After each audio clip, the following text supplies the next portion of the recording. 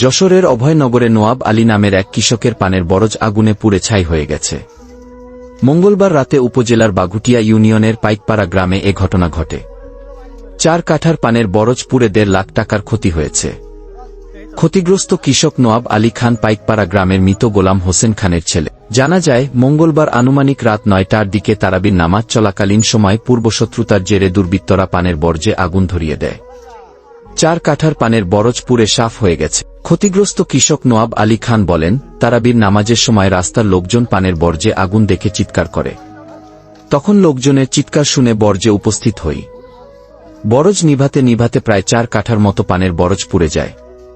এতে আনুমানিক 1,50,000 টাকার মতো ক্ষতি হয়েছে বলে ধারণা করা হচ্ছে। 5 আগস্টের পর থেকে আমরা বিভিন্ন হুমকি ধামকির মধ্যে দিন পার করছি। এ ক্ষতি কাটিয়ে ওঠা আমাদের পক্ষে সম্ভব নয়। আমরা সরকারি সহযোগিতা কামনা করছি।